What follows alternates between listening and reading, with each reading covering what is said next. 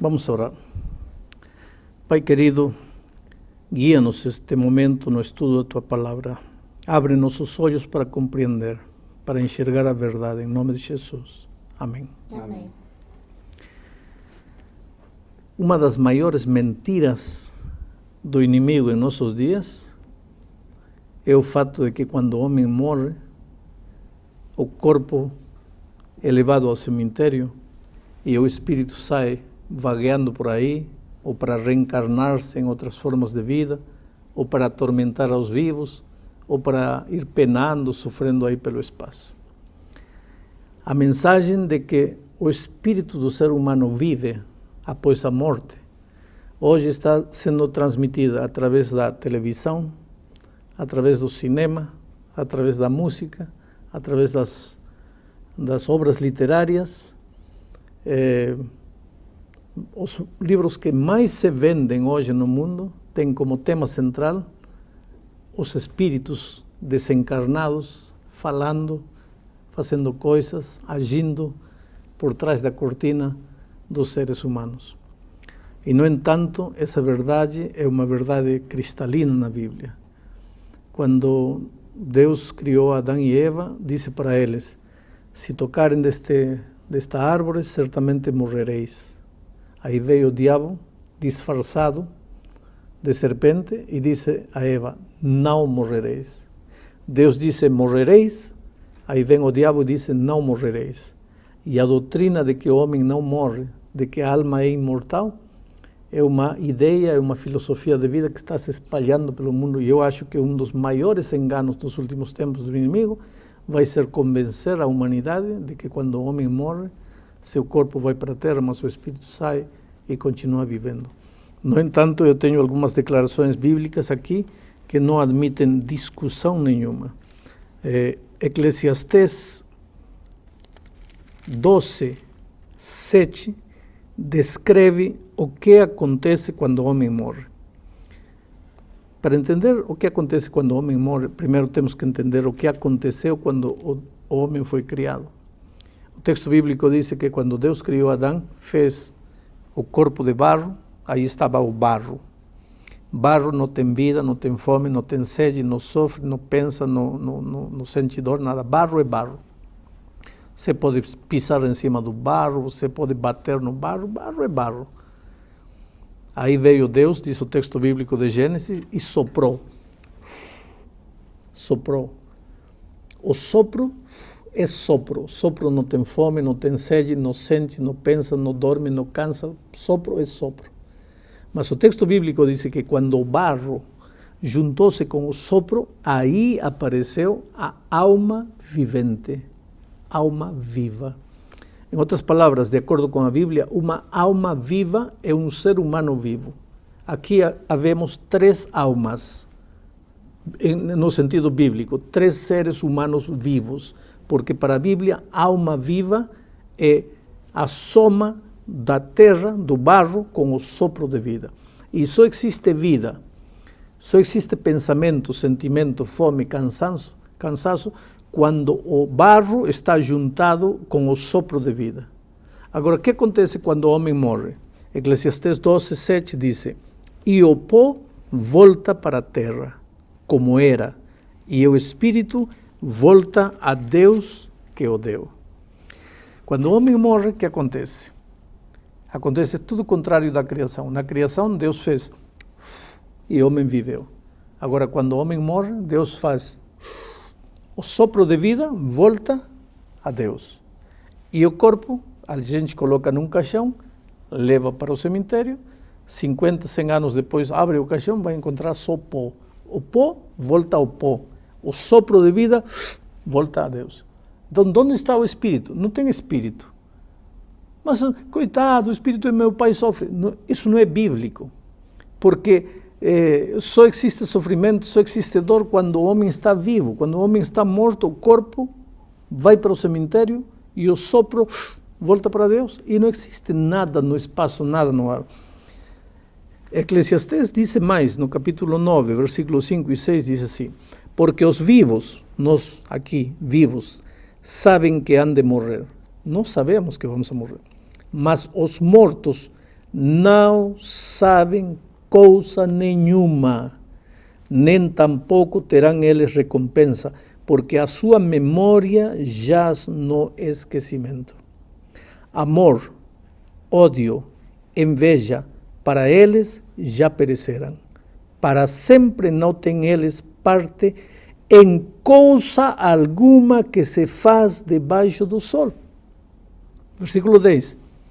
Portanto, tudo quanto te vier à mão para fazer, faze-o conforme as tuas forças, porque no sepulcro para onde vais não há obra, nem projeto, nem conhecimento, nem sabedoria alguma.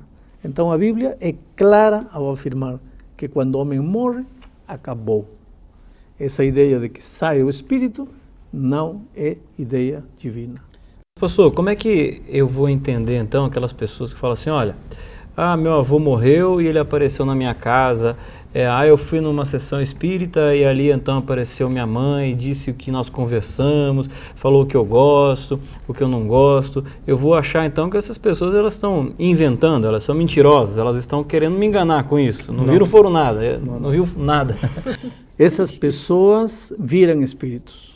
Viram alguma coisa? Viram um espírito, esse espírito falou, esse espírito disse que era o espírito do pai, da mãe. Isso é verdade, essas pessoas não estão mentindo. Agora, quem eram esses espíritos? Aí está o X da questão. Se a Bíblia diz que quando o homem morre, seu corpo volta para a terra e o sopro volta para Deus, e teu vizinho disse que o espírito do pai dele apareceu, que espírito apareceu? Só pode ser o espírito daquele que quer que você acredite que quando o homem morre, o espírito sai. E esse é o diabo, tem nome e sobrenome. Diabo e Satanás, enganador, mentiroso, sedutor. Ele pode se disfarçar de qualquer coisa. Veja o que diz aqui Paulo quando escreve aos Coríntios, no capítulo 11, versículo 14. E não é de admirar, porque o próprio Satanás se transforma em anjo de luz. Ora, se Satanás pode se transformar num anjo de luz, não vai se transformar num espírito de um suposto pai ou mãe para vir e te fazer acreditar que existe espírito, quando a Bíblia diz tudo o contrário. Então não importa se ele aparece como espírito bom ou espírito ruim, porque às vezes acontece de aparecer um espírito ruim. Isso aqui é um espírito ruim que vai fazer o mal, mas também numa sessão aparece o espírito que vai fazer o bem. Mas se aqui a Bíblia diz que pode aparecer até como anjo de luz, por que não pode aparecer como espírito de bem, espírito de mal, qualquer coisa? O assunto é enganar. Para o diabo não lhe interessa como vai se apresentar. O único interesse dele é te enganar, te manter com os olhos fechados. Pastor, mas por enquanto a gente está citando exemplos aqui de pessoas atualmente, né? Pessoas que foram e viram, enfim. Mas na Bíblia eu já li um verso, já li um texto dizendo que um rei de Israel, Israel é o povo de Deus, o rei Saul, quer dizer, através de uma mulher ele conseguiu se comunicar com o profeta Samuel. Então, quer dizer, um registro bíblico sobre a aparição de um espírito Samuel do profeta Samuel, né? que já havia morrido. Pois é. Era o espírito do diabo vestido de espírito de Samuel. Por quê? Porque o rei Saul consultou com esse espírito de morto, Deus rejeitou, Deus tirou o trono do rei Saul e o entregou para outro. Ora, se ele tivesse falado com o profeta Samuel de verdade, por que Deus ia ficar tão chateado? Deus ficou chateado porque ele estava falando com um espírito demoníaco e Saul sabia, porque Saul conhecia a palavra de Deus, sabia que ele não podia consultar aos mortos pelos vivos. Portanto, Saul estava errado. E a Bíblia registra esse incidente de Saul como uma das passagens tristes da história de Israel. Pastor, Jesus contou uma parábola e que ele usou essa ideia de morreu, ainda estava lá pensando. Isso está em Lucas capítulo 16, ali a partir do versículo 23, fala assim: no inferno, estando em tormentos, levantou os olhos e viu ao longe Abraão e Lázaro no seu seio. E aí então clamando, e aí continua o texto, né? Isso aqui foi uma história contada por Jesus. Então, como é que eu vou entender isso daqui? Os dois estavam mortos, eles estavam se comunicando, eles estavam se vendo, né? Em primeiro lugar, você mesmo disse que Jesus contou uma parábola. Isto não é história, isto é parábola. Isto não é verdade, isto é uma alegoria. Parábola é uma figura que se usa para ensinar uma lição. Jesus, no contexto, queria ensinar a lição de que a única oportunidade na vida é nesta vida, é agora esta vida. Que depois desta vida não há mais oportunidade. Por isso conta uma parábola. Toma o que as pessoas acreditavam. As pessoas acreditavam também em esses dias, o diabo já estava fazendo sua obra de engano, acreditavam que quando o homem morria, o espírito saía, um ia para o inferno, outro ia para o céu. Então Jesus pega essa história que eles contam, essa fábula que eles contam, e pega para ensinar uma lição. Mas esta própria parábola, para mostrar que não é realidade, tem algumas contradições interessantes. Por exemplo, o Lázaro e o mendigo falam, supostamente um está no inferno e outro está no céu. Espera um pouco. Você pode imaginar que céu e inferno estão limitados por tão pouca distância que um do inferno fala com outro do céu? Em segundo lugar, diz aqui que ele viu aos remidos no seio de Abraão. Quantos remidos há na história do mundo? Milhões e milhões. De que tamanho é esse seio de Abraão para que caibam aí todos os remidos do mundo? Evidentemente, esta é uma alegoria, esta é uma história inventada, esta é uma ilustração para ensinar a lição de que a única oportunidade para tomar decisões para o bem ou para o mal é esta vida. Pastor, eu queria que você respondesse uma pergunta para eu poder chegar no ponto que eu estou interessada em saber. Deus permite a atuação de Satanás de forma ilimitada na vida das pessoas? Em termos de tentação, enfim, para nos tirar do caminho. Deus permite que ele atue de uma forma ilimitada? Se Deus não permitiria, o diabo diria, ele vai se salvar porque você não deixa eu tentar ele. Agora, deixa-me tentar para ver como ele vai te trair. Porque esse assunto é um assunto muito complicado mesmo, porque veja bem, como o Elmar citou no começo, uma pessoa que acabou de perder o seu pai, a sua mãe, o seu marido, sua esposa, quer dizer, ele vai numa determinada sessão em algum lugar e fala com essa pessoa. A pessoa está emocionalmente totalmente envolvida. Então, é uma tentação grande demais, assim. Mas o diabo se aproveita justamente disso para continuar enganando você. Porque a Bíblia é contundente em afirmar, o homem morreu, seu corpo foi para o cemitério e o sopro voltou a Deus, acabou. Até quando? Até o dia da volta de Cristo. Porque quando Cristo voltar, aí sim, ao soar da trombeta, os mortos em Cristo ressuscitarão. Aí sim haverá ressurreição. A Bíblia fala de ressurreição, a Bíblia não fala de espírito vagueando por aí. Pastor, mas mais uma questão então. O senhor falou que todos vão ressuscitar no dia que Cristo voltar e aí sim que vão para o céu. Mas e como é que fica a história do ladrão na cruz?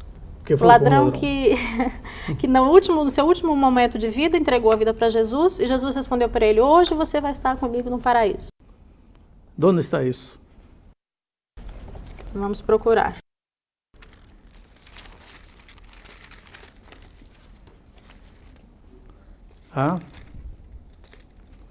Isso está em São Lucas. A morte de Jesus. Bom, o ladrão olha para Cristo e diz assim, Senhor, lembra-te de mim quando vieres em teu reino. Jesus olha para o ladrão e diz assim, nas versões, diz assim, de certo te digo que hoje estarás comigo no paraíso. Então tem gente que diz, aí está a prova, quando o homem morre, vai para o paraíso. Parece claro. Parece claro, só que no original grego, porque a Bíblia não foi escrita em português, foi escrita em grego, no original grego diz, de certo te digo hoje, estarás comigo no paraíso. Não diz, de certo te digo que hoje estarás comigo no paraíso. Diz, te digo hoje que estarás. Agora você pode dizer, pastor, está querendo enrolar aí? Não estou querendo enrolar, porque vou te ler aqui um texto de São João capítulo 20, quando Jesus já estava ressuscitado, já era o terceiro São João dia. ou São Lucas, pastor? São João, agora estou indo a São João. Jesus já tinha ressuscitado já. E se apresentou a Maria. E no versículo, Maria quis tocar o Senhor Jesus. E Jesus disse assim, recomendou-lhe Jesus, versículo 17, não me detenhas, porque ainda não subi para meu Pai. No terceiro dia, ainda não tinha subido ao Pai. Então, como é que no dia que morreu já subiu ao Pai, já ia estar com o ladrão no paraíso? Aí está uma evidência de que a tradução está errada. Jesus estava dizendo, de certo te digo, hoje estarás comigo no paraíso. Não, hoje estarás comigo. Porque no terceiro dia, Jesus ainda não tinha subido para o paraíso. Mas pastor, e aonde que entra o inferno e o purgatório nessa história aí de morte? Como Eu é que fica? não sei aonde entra. Na Bíblia não entra. Porque na Bíblia não fala nem de purgatório, fala de inferno como o fogo que cairá nesta terra depois do milênio. Esse é o inferno. O paraíso, a Bíblia fala como a recompensa final, o lar eterno que os redimidos receberão quando Cristo voltar. Agora, purgatório a Bíblia não fala. Essas ideias não são ideias bíblicas. Agora, será que Deus se importa tanto assim se uma pessoa estivesse mexendo com essa história de espírito, ele se importa tanto com isso assim, ao ponto de falar assim, não faça isso? Existe alguma declaração bíblica para isso? Você está caminhando em direção da morte. Será que Deus se importa com isso? Deus te ama. Se você está no caminho do erro, claro que Deus se importa. Se importa porque você não acredita como Ele ensina? Não, se importa porque te ama e você vai se matar caindo no abismo do erro. Porque a coisa mais preciosa para Deus é o ser humano. Mas sabe, pastor, é uma coisa meio complexa da gente acreditar, porque a vida do ser humano é uma coisa tão perfeita, né? Um mecanismo tão perfeito, a vida. E de repente você falar que a morte é simplesmente um sono. É que a Bíblia diz isso. Quando Lázaro morreu, as irmãs de Lázaro mandaram emissários a Jesus. Jesus vem, ele está doente. Quando Jesus chegou, já estava morto. E Jesus disse, olha, ele está dormindo, eu vou despertá-lo. E com isso, Jesus estava dizendo que quando ele voltar um dia, ele vai despertar a todos os que morreram em Cristo. Por isso, a grande esperança dos cristãos é a volta de Cristo, porque nesse dia eu sei que eu vou ver meu pai, minha mãe. Eu não preciso ir a uma sessão espírita hoje para conversar com meu pai, porque meu pai não existe neste momento. O corpo dele está na terra. Eu posso até levar uma flor, não porque ele vai ficar triste ou feliz. Eu posso levar uma flor porque vai me fazer bem a mim, porque em mim a memória de meu pai está presente. Mas não porque meu pai, oh, que lindo, meu filho lembrou-se de mim. Meu pai não sabe nada. O sopro está em Deus e acabou seu sentimento, seu pensamento. Pastor, e quando eu faço uma oração ou acendo uma vela em função de alguém que já morreu, qual o valor disso então? Não tem nenhum valor. Não tem nenhum valor porque tem gente que leva a comida que mais gostava meu finado, vai levar ao cemitério. Que interessa se gostava ou não gostava? Ele não sabe nada, ele não pensa nada, ele não sente nada. Mas o diabo quer que as pessoas acreditem que há espírito vivo. Agora, por que o diabo quer que você pense assim? Para que você não leve a sério esta vida. Porque se você acredita que depois de morrer ainda há vida, então pode desperdiçar esta vida que você vai ter outras oportunidades.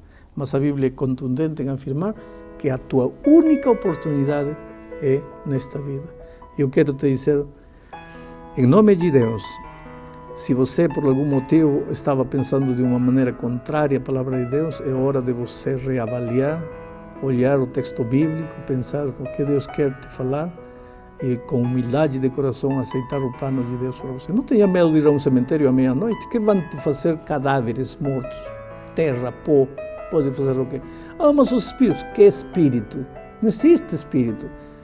Os espíritos que andam por aí são espíritos demoníacos, não são espíritos de mortos. Que Deus te abençoe e você seja muito feliz aceitando as verdades bíblicas.